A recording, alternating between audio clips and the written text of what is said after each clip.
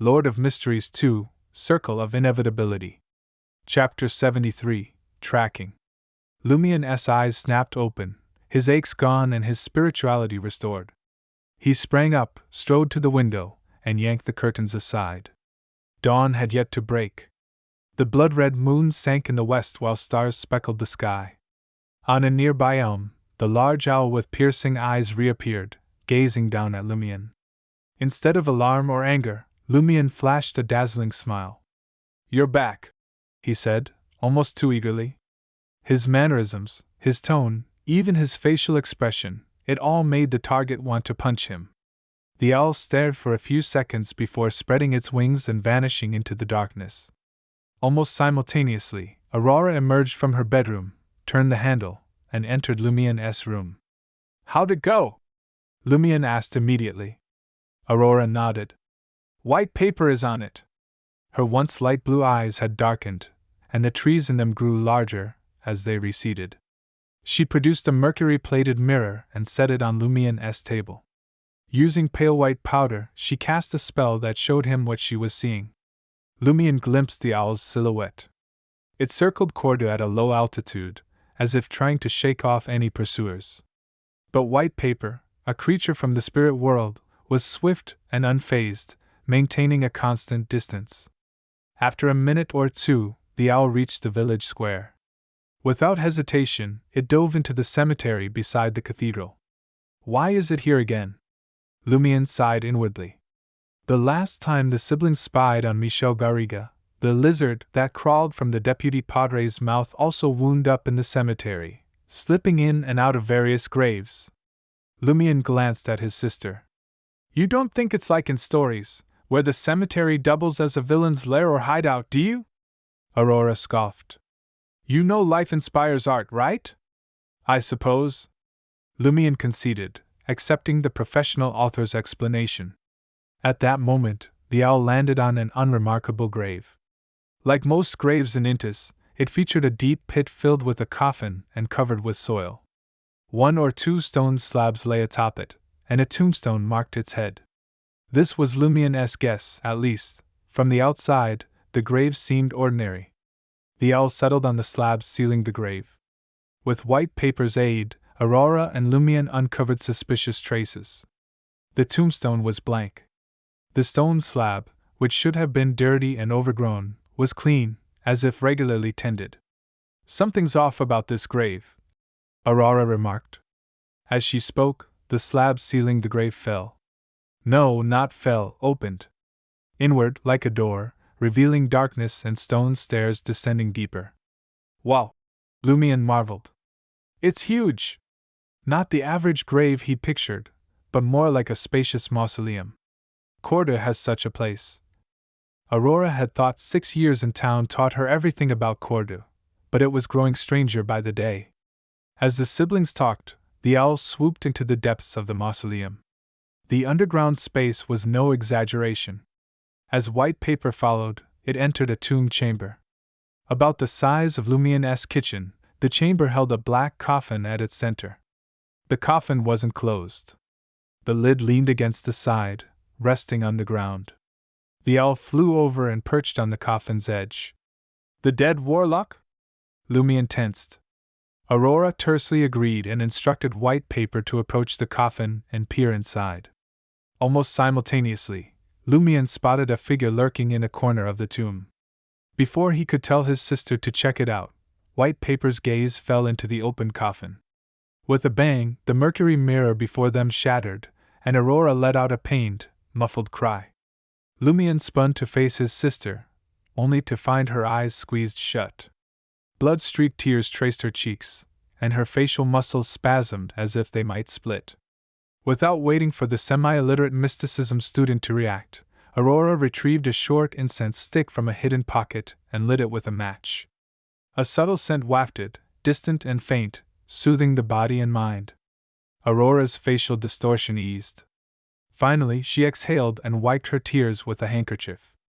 "Are you okay?" Lumien asked, concerned. Aurora's eyes remained closed. "It's not serious. I'll recover after some sleep. Luckily, White Paper is weak." Sometimes, weakness is an advantage, she rejoiced.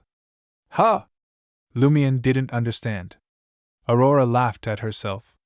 In short, I saw something I shouldn't have, but white paper was too weak to handle it. It caught only a fleeting glimpse before suffering severe injuries that forced it to retreat into the spirit world. The impact on me lessened significantly as well. Otherwise, it wouldn't have been so easy to keep things under control. It could have been quite problematic. The world of mysticism is perilous. Lumion truly grasped the meaning of not seeing what one shouldn't. He waited for his sister to recover slightly before asking, "What did white paper see? Why was it so harmful?"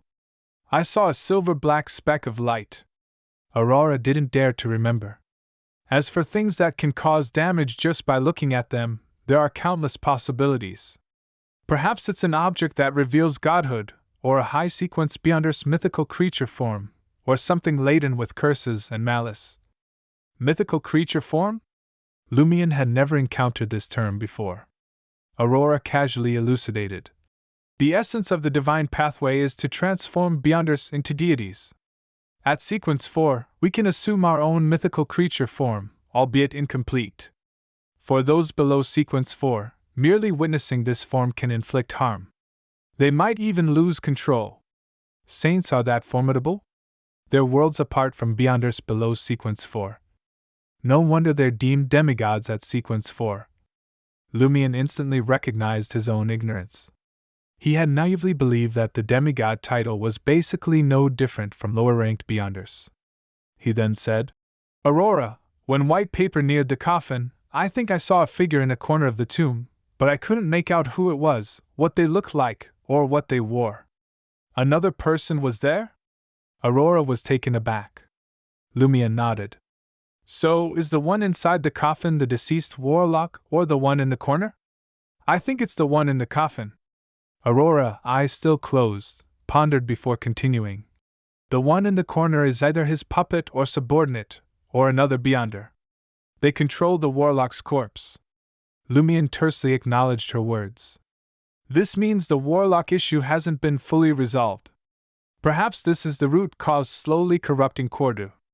This discovery left him both elated and frustrated. He was pleased that their investigation had advanced significantly, but disheartened that merely glimpsing the warlock's corpse could injure them. Losing control was a high probability. How could they return to the tomb for further confirmation and pursue additional actions? Aurora also considered this. "Let's not visit the tomb for now. We'll concentrate on the area beneath the cathedral. Maybe we can uncover vital clues there to help us resolve the tomb situation." "All right." Lumion had previously planned to discuss exploring the cathedral's underground with the three foreigners at dawn. In response, Aurora added, "If I fully recover, I'll accompany you to the cathedral." Lumion hesitated for 2 seconds before consenting. At this point, they needed to marshal all their strength to find hope. With her eyes still closed, Aurora asked, "Your ritual appears to have succeeded. How do you feel?" Lumion recounted the entire ritual process and his gains, but omitted the precise description of the being. "I nearly lost control when I received the boon. It stabilized afterward, and my body underwent no abnormal changes. Perhaps it's because my sequence is low enough." Aurora smiled, eyes still closed. "The dance that summons abnormal creatures around and allows one to be possessed by them is quite intriguing. It reminds me of a legendary ability from our homeland, the spiritual boxer." "Huh?" Lumion couldn't comprehend. Aurora laughed and replied, "It entails requesting partial possession from demigod-level creatures to utilize their combat prowess. That would require an incredibly robust body, soul, and mind, right?" Lumion speculated. Aurora didn't pursue the topic further and instructed her brother, "Help me back to my room. I need to rest." As Lumion assisted his sister and they walked to her bedroom, he casually inquired, "What I find out about that ritual is that I extracted a bit of power from the seal without the bluish-black symbol's owner's consent. Could it be that he has been watching me the entire time? That's impossible. How could he have that much free time?" Aurora mulled it over for a moment before responding, You mentioned that the mysterious woman's description of the honorific name was vague and inaccurate to avoid drawing the attention of the corresponding being. Could it be that the black thorns and the bluish-black symbol have some sort of shared authority? Lumion pondered aloud. Maybe they both have power in the fate domain. And when you use a vague honorific name, it could refer not only to the person with the black thorns, but also the owner of the bluish-black symbol. Under normal circumstances, this wouldn't matter much, but because you have the corresponding symbols and power on the altar, they reacted to the stimulation and the existence discovered your actions. And since you were guided by the mysterious lady, it was easy for you to obtain permission. So when you finish reciting all the honorific names and point to the corruption in your body, there won't be any obstacles in extracting some strength. The back door has already been opened. What an ingenious ritual design! It has to be an expert at exploiting bugs. I see, Lumion said, finally understanding the situation.